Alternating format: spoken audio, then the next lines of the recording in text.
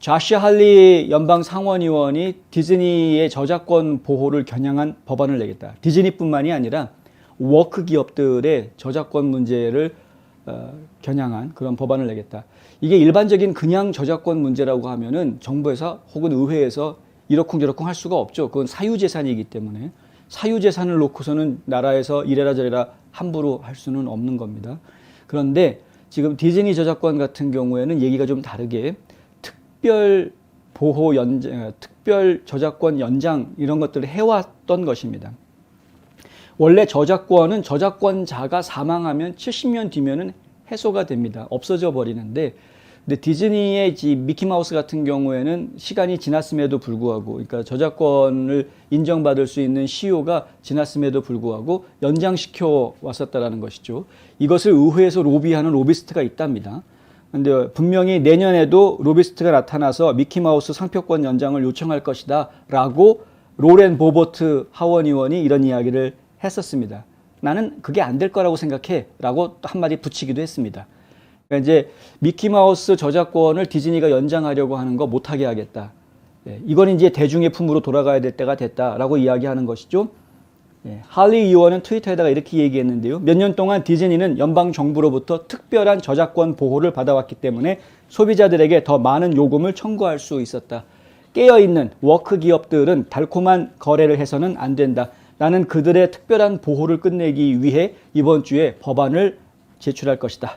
이렇게 얘기했고요. 짐 뱅크스 연방 하원 의원도 마찬가지 최근 이제 밥 채팩 디즈니 CEO에게 자신과 일부 다른 공화당 의원들이 회사의 저작권에 추가 적용 가능한 연장에 반대한다라는 서한을 보냈다고 합니다. 뱅크스는 그것들이 공공 영역이 되어야 한다 이렇게 주장을 하고 있는 것이죠. 이제 그만큼 울고 먹었으면 이제는 누구나 다 미키마우스를 사용할 수 있게 풀어놔라 이겁니다. 이제 그래서 이제 저작권을 풀어질 것 같습니다. 물론 좌파 민주당 이걸 지켜주려고 보호를 또 하겠죠. 그래서 올해는 아마 통과가 안 되겠지도 모르죠. 근데 내년엔 공화당이 다수당이 될 테니까 얘기가 좀 달라지지 않겠습니까? 좀 지켜봐야 되겠다.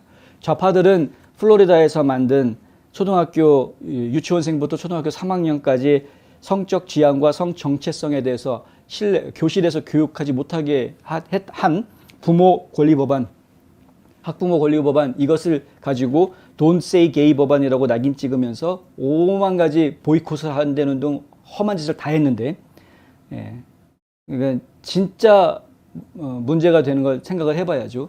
그러면 그렇게 본인들이 플로리다에서 특별 자치구 인정을 받고 상표권도 특별하게 인정을 받아가지고 계속 상표권 울고 먹고 있던 이런 디즈니가 정부를 대상으로 여태까지 혜택 보고 있다가 조용히 혜택 보고 있다가 정부를 대상으로 Don't say gay법 하지 마라 반대한다. 우리는 LGBTQ 환영한다.